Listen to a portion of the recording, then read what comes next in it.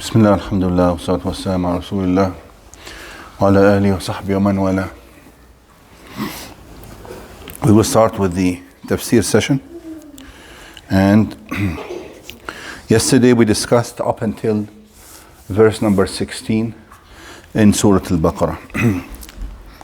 So the past few verses, as we had mentioned, started talking about the hypocrites according to the understanding of most scholars of tafsir. And they're still continuing, still up until verse number 20, so 4 more verses, still talk about the hypocrites, all the way from verse number 8 till verse number 21, 13 verses. We described the qualities and behavior of the hypocrites in the previous, I think, 3 classes, and why they deserved why they deserved such a punishment of being, for instance, in the Akhirah, in al-munafiqina fi ad-darki al-asfali min an-nar wa lan tajid lahum nasira. The hypocrites are at the lowermost level in the fire of hell, and they will find no helpers. Also in this dunya, in this life, the longer they tread in this path of hypocrisy, the more diseased their heart becomes. The more diseased their heart becomes. Their hearts become hardened. They can no longer at one point see the truth at all, or understand it, or feel any kind of inclination to it. Not because this was their original state. No, the original state of every person Allah brings to life, كل مولود يولد على الفطرة. Every human being born in this life is born according to the natural disposition of being inclined to know the Creator and show gratitude towards Him. This is a natural inclination. Children always ask about, their Creator, who created them, who created this, who created that. And the natural inclination of a human being, once he knows whoever has done him a favor, is to show gratitude to that person, whether a human being or of course, for greater reason, the Creator, because He is the one, the bestower of favor on all the favors in this life are basically from Him, whether directly from Him or indirectly through other people, through the parents, through your friends, through your family, and so on. Finally, all the favors go back to Allah Azza wa Jal, and that is why He is the most deserving of the utmost love and the utmost humbleness and humility, utmost obedience, and so on, all the good qualities. And that's just natural human reasoning and nature.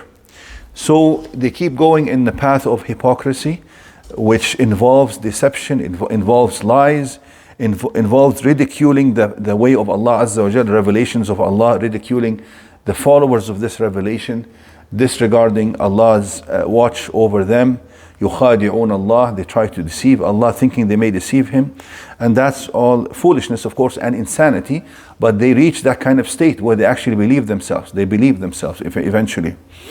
And I would like to add here that one of the tafsir scholars, Imam Amin Islahi, he is an Indian scholar of tafsir, has a different opinion here about whom these verses are talking to, and I thought it was worth mentioning.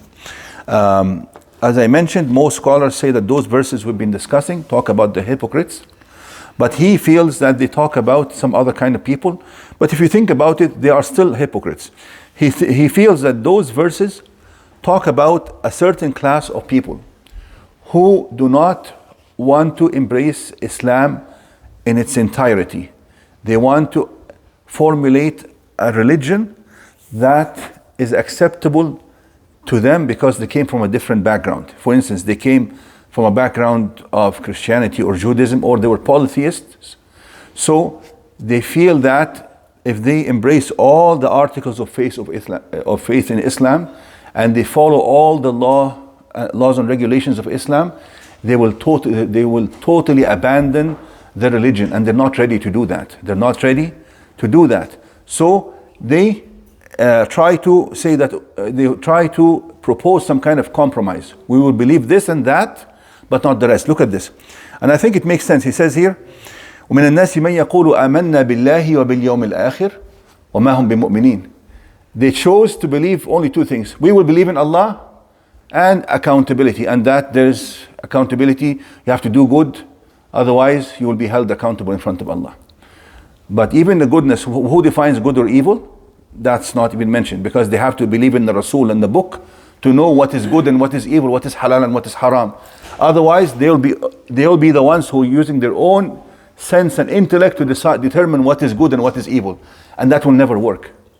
That will never work. Human beings will never agree on what is right and what is wrong, what is good and what is evil, right? As you know nowadays, as you can see all this that is happening with gender identity change, and if you feel differently about how Allah created your own child, you have become the evil one, and you're not allowed to speak. Not allowed to speak. You can be jailed for that, right? Exactly, right? Even your own child. You have no say about raising your own child. We will teach him sex in grade 1. This is it. You have to shut up. You cannot speak about this. That's exactly what and this is all new. Like, even if you go back in the West 30 or 40 years ago, unheard of, right? But people, as you know, as shaitan invents new ideas and convinces them with new ideas, then they start coming up with a new agenda, and this becomes the goodness of this era. This becomes the right attitude of this era, and anybody who goes against it is wrong. Although at one point it was the exact opposite in their own eyes. If you look even in the West, like 80 or 100 years ago, ladies used to cover up and used to cover their hair. In Christianity, it is obligatory on a woman to cover her hair. Paul, for instance, who is basically the founder of today's Christianity, his ruling on a woman who doesn't cover her hair, you know what he says? You know what he says in his book? That's in the Bible today. That the woman who doesn't cover her hair, according to Paul in Christianity, she should be punished with having her hair shaved. This is terrorist. This is extremist. Right? We don't have that in Islam. We don't have a punishment for a woman. We don't have a law punishing a woman, any kind of physical punishment, if she does not wear the headscarf. We don't have that. But they have that in Christianity. And of course, one day they were applying that and things kept changing and so on and so on. So people always change. They can never agree on any set of rules or any kind of morals, like what definition of morality, what is right and what is wrong. They cannot agree on this. So he says here that these ayat possibly talk about some certain people who want to invent a religion midway, which is acceptable to all religions. What does this remind you of these days? Have you heard of the Abrahamic religion, for instance? Abrahamic faith? They say, so they want to get rid of all these specific laws and regulations of every religion. And actually, most religions don't have the set of rules that we have in Islam. So the religion that will be harmed the most is what? Is Islam. In Christianity, there's no specific law, code, or moral code. Like, they have a moral code to some extent, but they don't have a specific law that governs every aspect of their life. We have that. We as Muslims, if a Muslim wants to follow this Abrahamic religion, he will have to get rid of 90% of Islam, for instance. So all they want is, we will believe in Allah and the last day, but Allah says, وَمَا هُمْ بِمُؤْمِنِينَ. This is not the iman that I would accept. Now, Allah says in Surah Nisa, إِنَّ الَّذِينَ يَكْفُرُونَ بِاللَّهِ وَرُسُلِهِ ويريدون أن يفرقوا بين الله ورسله ويقولون نؤمن ببعض ونكفر ببعض ويريدون أن يتخذوا بين ذلك سبيلا أولئك هم الكافرون حقا وأعتدنا للكافرين عذابا مهينا. The meaning of this verse is that those people who disbelieve in Allah and His messengers, and they want to make a distinction between Allah and His messengers. They say we want to believe in Allah but not the messenger, because the messenger brings the rulings. He tells you what to do in every moment of your life. But so they want to believe in Allah, just Allah is providing for us, but we don't want to listen to Him, we don't want to obey Him. We want Him to provide for us, that's all. This is like they want to make Allah as their servant. He provides for them and they don't worship Him. You follow? So وَيُرِيدُونَ أَن يُفَرِّقُوا بَيْنَ اللَّهِ وَرُسُلِهِ وَيَقُولُونَ نُؤْمِنُ بِبَعْضٍ وَنَكْفُرُ بِبَعْضٍ. We will choose some messengers to believe in and some not. or we will choose some articles of faith to believe in them, and we will disregard the others, disregard the Quran, disregard the Prophet ﷺ and the Sunnah. وَيُرِيدُونَ أَنْ يَتَّخِذُوا بَيْنَ ذَلِكَ سَبِيلًا. Or they want to make a mix and match between different things of their choosing. How did Allah label such people? Allah says, أُولَٰئِكَ هُمُ الْكَافِرُونَ حَقًّا. These are the real kuffar, these are the real disbelievers. So, and he says, حَقًّا, these are the real disbelievers, so that nobody is deceived. Just because they said we believe in Allah and His Messenger and the hereafter, or we believe in Allah and that you have to be a good person, that makes you a believer, does not make you a believer. وَمَا هُمْ بِمُؤْمِنِينَ. And then Allah says, they try by these plots to deceive Allah and the believers. يُخَادِعُونَ اللَّهَ وَالَّذِينَ آمَنُوا وَمَا يَخْدَعُونَ إِلَّا أَنفُسَهُمْ وَمَا يَشْعُرُونَ. I'm just reciting the verses, and they are only deceiving themselves while they perceive not. In their hearts there is a disease, and Allah will increase their disease because they don't want to get rid of it. They don't want to do the right thing. They want to follow their evil ways and still be sound and safe. This is not going to happen. The law here, the law that Allah has set in human life, is that you follow evil, the evil becomes beautiful in your eyes one day, and it will become the right way in your eyes, and you will never be able to leave it. You follow goodness, Allah وَالَّذِينَ اهْتَدَوْا زَادَهُمْ هُدًى. You do good things, Allah will make the good things more beautiful in your eyes, more easy to perform. وَآتَاهُمْ تَقْوَاهُمْ. And you will become one of the righteous and pious people. Whatever way you choose, Allah will help the person in the way that He has chosen for Himself. وَإِذَا قِيلَ لَهُمْ لَا تُفْسِدُوا فِي الْأَرْضِ. This is corruption. They say, إِنَّمَا نَحْنُ مُصْلِحُونَ. No, we are trying to reconcile between all these people. We are trying to eliminate the differences between the people. One human religion. And this will eliminate all the fighting and the strife and and animosity. Of course, this is all lies and deception. It will never do that. The people who have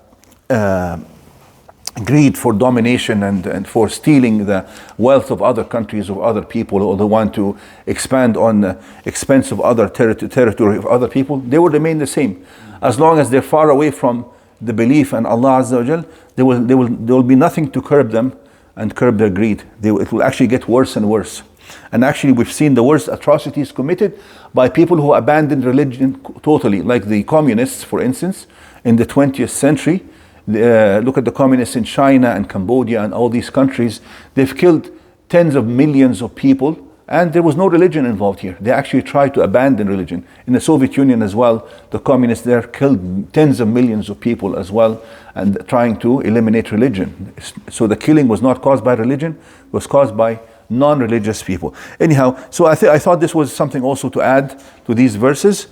Inshallah, next class we will go into the parables that Allah has described here. مثلهم كمثل الذي استوقد نارا, the two parables mentioned in the following verses, and we will finish the verses that relate to these hypocrites or to the people who I just mentioned to you. We will Bismillah, just stop it before we